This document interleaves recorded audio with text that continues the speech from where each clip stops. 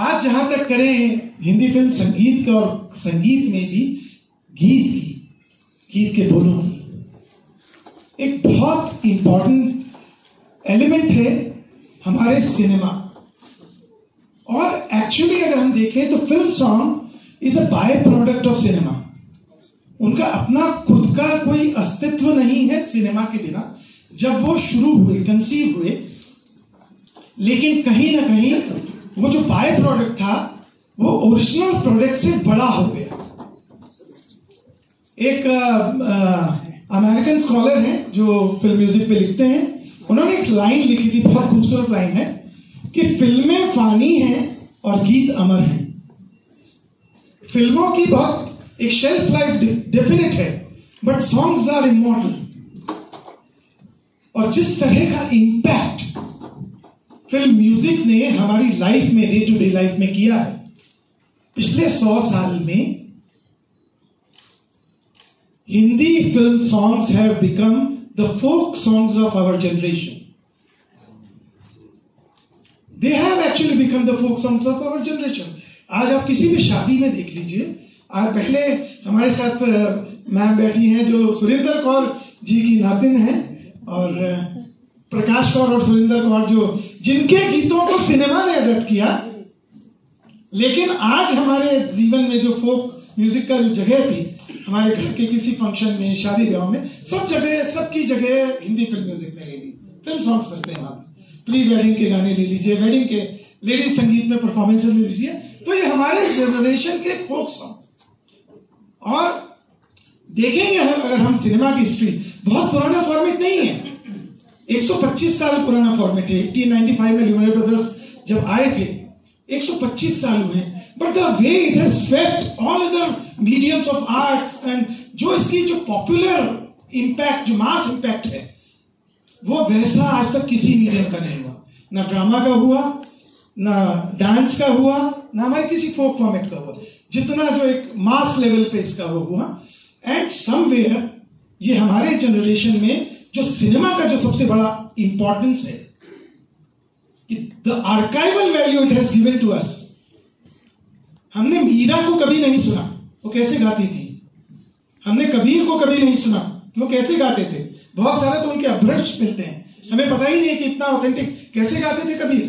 अमीर खुसरो को नहीं सुना, लेकिन हमने लता मंगेशकर को सुना है, हमने बेगम अख्तर को सुना है, हमने उस्ताद बड़े और गुलाम अली खान को सुना है, क्योंकि ये कहीं ना कहीं हमारे पास उस विजुअल मीडियम में एक सोर्स ऑफ ट्रुथ में डॉक्यूमेंटेड है।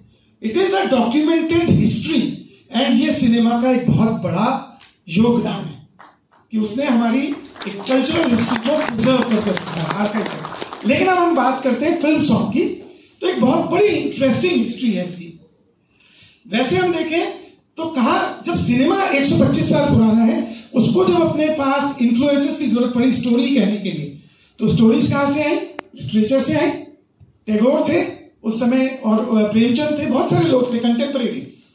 उसके अलावा जो पुराने शेक्सपियर थे, पुराने हमारे जो रामलीलाएं थी, महाभारत थे, शुरू के दौर में आप देखेंगे माइथोलॉजिकल स्टोरीज बहुत बनी, क्योंकि हमारे पास ऑलरेडी वो डॉक्यूमेंटेड लिटरेचर था।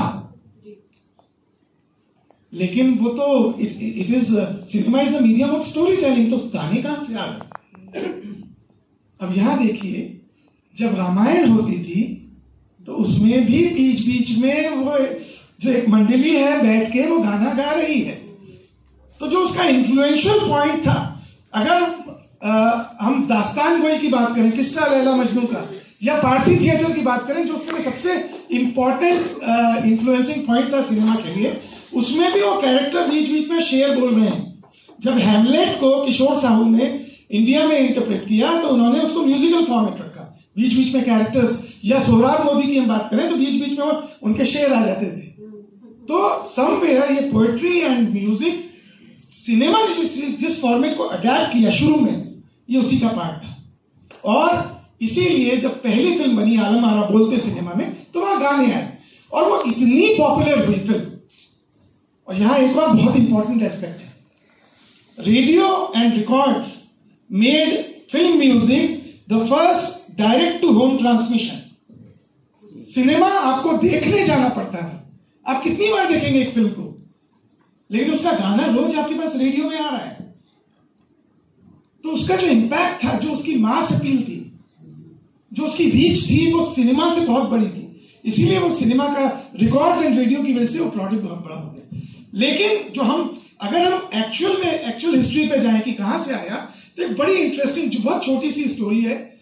वाजिद अली शाह का कोर्ट था, उसमें एक उनके दरबारी थे आगा हसन अमानत, 1830-40 के आसपास की बात है। एंड वो थे दरबारी रॉयल कोर्ट के वाजिद अली शाह के, लेकिन उनके मन में भी बड़े पॉपुलिस्ट से आते थे कि यार मैं आम जनता के लिए कुछ लिखूं। लेकिन वो दरबारी थे तो उनके ईगो पे बड़ी चोट लगती थी कि यार इतना हल्का फुल्का लिखूंगा तो लोग क्या कहेंगे। तो उन्होंने एक नाटक लिखा जो पूरा म्यूजिकल था, लेकिन अपने नाम से नहीं दिया। और वो नाटक जो था, it became the base of the starting point of our Indian film industry. उस नाटक का नाम था इंद्र सभा, और उन्होंने एक एनोनिमस नाम से पब्लिश किया। गलती क्या हुई कि उसमें 71 जो गजलें थी, उसमें 2-3 में उनके तखल्लुस रह गए, तो पकड़ में आ गए। जब उन्होंने गजलें दी ना, तो पकड़ में आ गए। तो वो ये उसको एक पॉपुलैरिटी मिली, और वो Indra Sabha became one of the biggest theatrical in 18th, 19th and 20th century. और 1931 में आलम आरा आई, उसके बाद 1932 में इंद्र सभा आई। और इंद्र सभा का आज भी रिकॉर्ड है कि उस फिल्म में आज भी 71 गाने हैं। Guinness book of world record में उसका नाम है, क्योंकि इट वाज मोर, हर थोड़ी देर के बाद तो उसका जो पॉपुलर डॉक्यूमेंटेशन मिलता है वो इंद्र सभा में मिलता है। और इंद्र सभा उस समय बहुत बार बनी। और देखिए, जब पहली फिल्म से जब वो सुपरहिट हो रही है और गाने एक पब्लिसिटी मीडियम की तरह घर घर में जा रहे हैं रिकॉर्ड से और से, तो लोगों को लगा ये तो बहुत एसेंशियल फॉर्मेट है। इनफैक्ट रविन्द्रनाथ टैगोर ने सिर्फ अपनी लाइफ टाइम में एक फिल्म डायरेक्ट की। तो शुरू में इन्होंने क्या किया सिनेमा में कि टैगोर जब प्ले कर रहे हैं तो उसको जाके कैमरे पे शूट कर लिया। उस फिल्म का नाम था नातिर पूजा। तो टैगोर ने फिल्म नहीं बनाई, डायरेक्ट नहीं की, उन्होंने प्ले को डायरेक्ट किया, लेकिन वो थिएटर में रिलीज की। तो उसमें भी गाने थे। तो हमारे बंगाल में जाएंगे यात्रा फॉर्मेट है, महाराष्ट्र के फोक में वैसे ही हमारे लावनी से लेके सब कुछ म्यूजिकल है। जो इवन नाट्य, लोक नाट्य की जो हम बात करते हैं, भरत के नाट्य शास्त्र में म्यूजिक का अपना सिग्निफिकेंस है। तो ये म्यूजिक हमारे यहाँ एक बहुत इंपॉर्टेंट कंपोनेंट रहा स्टोरी टेलिंग, जो कि हॉलीवुड में नहीं था, जो यूरोपियन सिनेमा में नहीं था।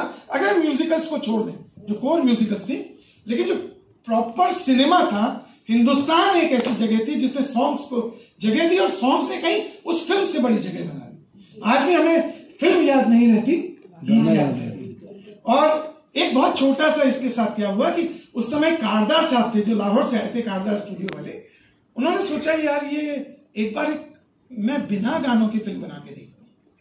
उन्होंने एक बिना गानों की फिल्म बनाई 1937 में, और पूरी तरह से फ्लॉप हुई। बहुत अच्छा। तो उसके बाद तो ये मान लिया गया कि बिना गानों के फिल्म हो ही नहीं। वहां से सिनेमा में गाने।